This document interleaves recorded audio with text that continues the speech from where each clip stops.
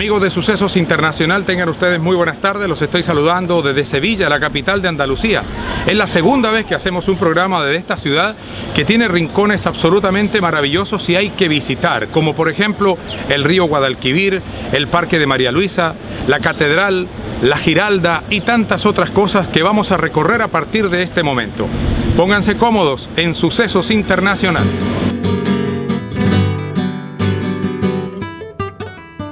Sevilla, la capital de Andalucía, es uno de los lugares más apreciados de España en el exterior. Aunque su influencia arquitectónica musulmana es lo más llamativo, ya que fue ocupada por los árabes durante unos 800 años, mucho antes había sido un centro cultural de gran importancia. En ella se registra la existencia como primeros pobladores de una muy alta cultura, la tartesa, un pueblo pacífico y culto del que se sabe gracias a las crónicas griegas y a restos arqueológicos.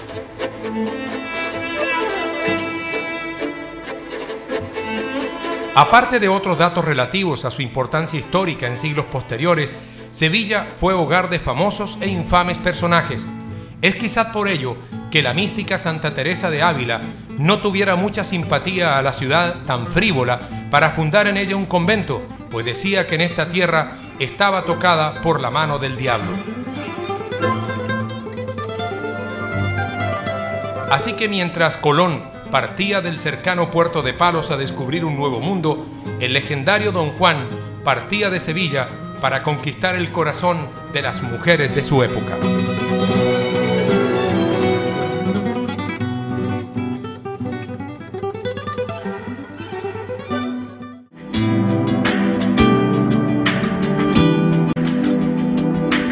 Iniciamos el recorrido por Sevilla por su lugar más emblemático, la Catedral, un punto al que toda persona debe llegar para conocer la esencia de Sevilla. La Catedral de Sevilla, la tercera más grande del mundo, es una enciclopedia de historia. Sobre su basamento romano se erigió un templo visigodo. De este, hoy solo queda la fuente del Patio de los Naranjos, que a su vez resulta herencia, junto con la Giralda, de la mezquita árabe que sobre el mencionado templo visigótico se construyó en época de dominación árabe. Sin embargo, la parte fundamental, lo que vemos hoy, comenzó a edificarse tras la Reconquista, en el siglo XI. 5 siglos duró su construcción. El estilo predominante es gótico tardío o plateresco, con importantes partes en estilo renacentista. Hay que resaltar entre sus riquezas artísticas las vidrieras flamencas. Originalmente en este emplazamiento lo que hubo fue una mezquita en la época musulmana. aproximadamente en el siglo XII. Pero desgraciadamente, debido a un terremoto, ¿no?, pues la catedral, la mezquita, antiguamente quedó en bastante malas condiciones, y en el año 1401, ¿no?, por parte de los cristianos se toma la decisión de construir una nueva iglesia. Y se dice una frase lapidaria, podríamos decir, que dice que vamos a construir una catedral tan grande que cuando las personas en el futuro la vean van a pensar que estábamos locos. Entonces verdaderamente el templo es una verdadera locura, ya que es el mayor de España y el tercero más grande del mundo cristiano, después de la Basílica de San Pedro en Roma y la Catedral de San Pablo en Londres. Es una catedral de estilo gótico, pero debido a lo que se demoró la construcción en el tiempo, que desde que se decidió hacerla hasta que se terminó pasaron 105 años, pues combina una mezcla de estilos, ¿no? El estilo es gótico, pero la decoración en el interior se ve tanto estilo barroco como estilo renacentista. Los lugares más importantes de la catedral pues son el altar mayor, un altar pues el mayor del mundo cristiano, hecho con casi 400 metros cuadrados, ¿no?, hecho en madera y después dorado con pan de oro, y después pues tenemos unas 25 capillas dedicadas a diferentes santos. La Giralda es el minarete de la antigua mezquita sobre la que se construyó la catedral. En su día fue la torre más alta del mundo. Hoy, después de las 3 añadiduras realizadas tras la Reconquista, vemos la definitiva torre de 97.5 metros de altura, coronada por una desmesurada veleta de bronce sobre la que se divisa una bella panorámica de la ciudad. Cuando se destruye la mezquita por parte de ese terremoto, sobreviven dos restos de esa antigua mezquita. Sobrevive un patio que se llama el Patio de los Naranjos, que era el patio de las abluciones, donde los musulmanes, una vez que entraban al templo, pues se purificaban en el centro, ¿no?, en la fuente. Y el segundo resto que nos queda de esa antigua mezquita es el alminar, el antiguo minarete, que es una torre que hoy en día se le llama la Giralda. Tiene 98 metros de alto. Cuando los cristianos pues toman la ciudad, pues no destruyen esa torre, sino que la utilizan como torre de campanas para lo que sería después la catedral. Tiene 25 campanas y arriba de la torre hay una figura que, aunque parezca pequeñita, pues tiene casi 4 metros de alto, que es una veleta, es una figura que gira. Entonces es un símbolo alegórico que representa el triunfo de la fe de los cristianos contra los musulmanes, y es que a la figura se le pone el nombre de Giralda, de Giraldillo, es el nombre de la figura, y de ahí, de esa denominación, le viene el nombre a la torre de Giralda, porque giraba la figura.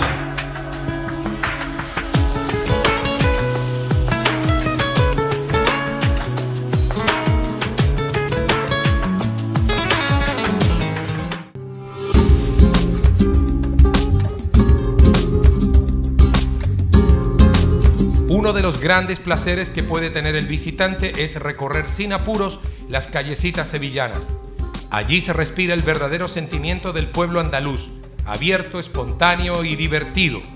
Por eso, respirar el ambiente del casco urbano de Sevilla es fundamental a la hora de recorrer el sur de España. El casco histórico de Sevilla es uno de los más grandes de Europa.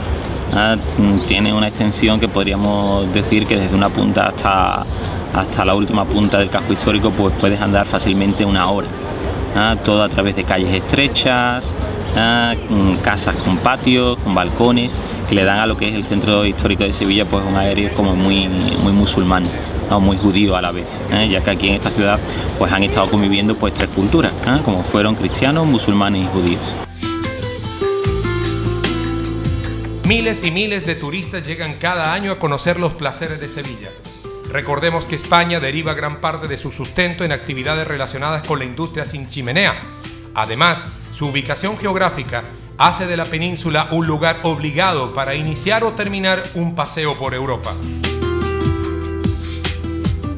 Tenemos lugares afuera de lo que es el centro histórico, como son a las afueras el Parque de María Luisa, con la famosa Plaza de España, o al otro lado del río tenemos el famoso barrio de Triana, que era el barrio pues donde en un principio los romanos se asientan por la calidad que tiene el barro, ¿no? De ahí que sean muy famosos los alfares, las tiendas de cerámica, o posteriormente en el siglo XV se convierte en el lugar de asentamiento de los marineros, ¿no? Muchos de ellos fueron con Cristóbal Colón a América. Si recordamos, el primer marinero que vio tierra se llamó Rodrigo de Triana, y posteriormente pues ahí también se asentará una gran colonia de gitanos, de ahí que el barrio de Triana sea una de las cunas del flamenco. Algo que no se puede dejar de visitar es el Parque de María Luisa. Si uno hace este viaje en verano, como lo hizo Sucesos Internacional, lo más recomendable es llegar allí después de las 7 de la tarde, pues el calor puede superar los 38 grados centígrados. El parque es fresco, arborizado y el paseo se puede hacer a bordo de un coche tirado por caballos, los únicos autorizados para entrometerse en el corazón del parque. Eran los jardines de un palacio que se construye en el siglo XVIII, que se llama el Palacio de San Telmo.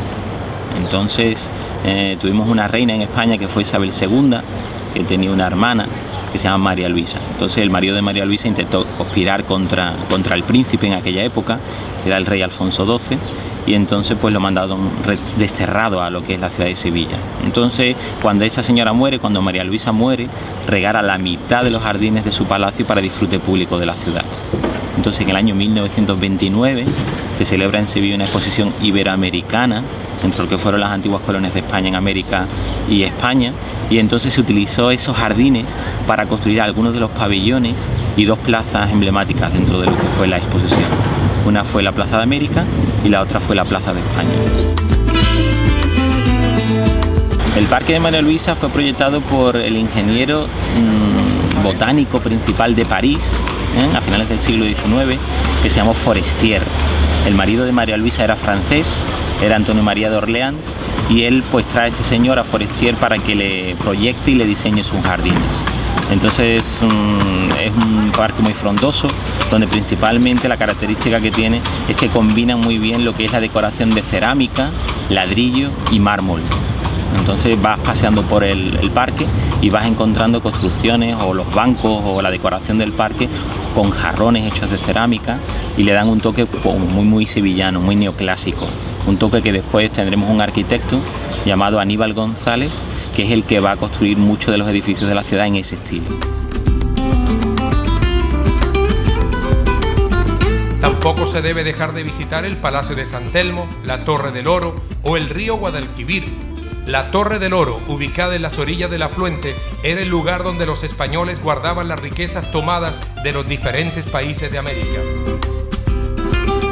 El Palacio de San Telmo se construyó, como hemos dicho antes, en el siglo XVIII y empezó siendo la universidad para mareantes, donde se aprendía a pilotar los barcos, ¿no?, de la mar, a la gente de la mar. Entonces San Telmo es considerado como el patrón de los marineros, era un santo dominico que siempre se le representa con una vela en una mano y con un barco en la otra, como dando iluminación a los marineros. Entonces empezó siendo eso, la universidad para mareantes, y cuando ya pues el monopolio Sevilla lo pierde del comercio con América, pues pasó a ser pues residencia de la familia esta que hemos dicho, de María Luisa, y posteriormente pues ha tenido diferentes usos. Ha sido seminario durante algún tiempo y en la actualidad es la residencia oficial del presidente de Andalucía. Un edificio emblemático también de Sevilla es la Torre del Oro. La Torre del Oro es otra construcción musulmana del siglo XIII, cuya principal función era estar al pie del río, y la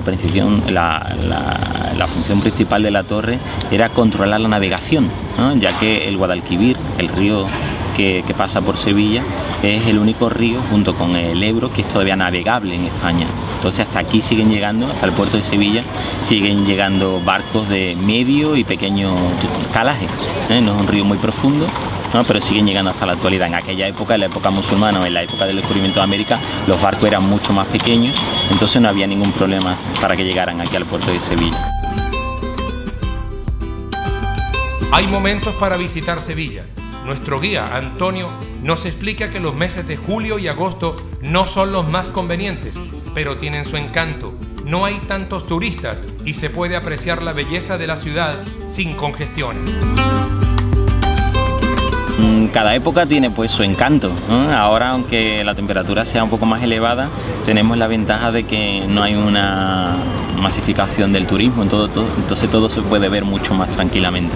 Pero las principales temporadas de la ciudad de Sevilla, épocas de mayor afluencia, son tanto primavera como otoño, siendo principalmente primavera, ya que en primavera tenemos las dos festividades más importantes que tiene la ciudad, como son Semana Santa, cuando salen las procesiones, o la Feria de Abril, que es la semana donde se celebra lo que es la Feria del Flamenco.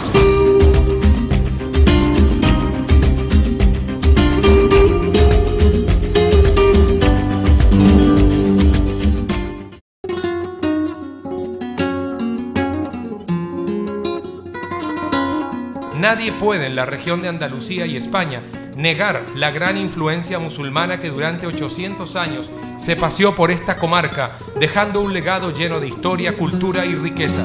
De hecho, los grandes monumentos que hoy muestran como sitios cristianos los españoles fueron producto de la dominación de los árabes. La cultura musulmana estuvo aquí durante 800 años, entonces era una cultura pues bastante desarrollada, y que a contraprestación como cosa puntual, como cosa opuesta a la cultura cristiana, pues era una cultura que tenía mucha influencia de Asia.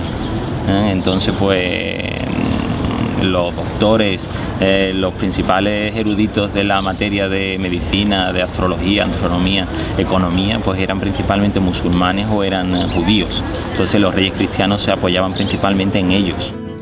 En sus comienzos, la región de Andalucía recibió no solo a los musulmanes, también a los judíos, que dejaron un importante legado.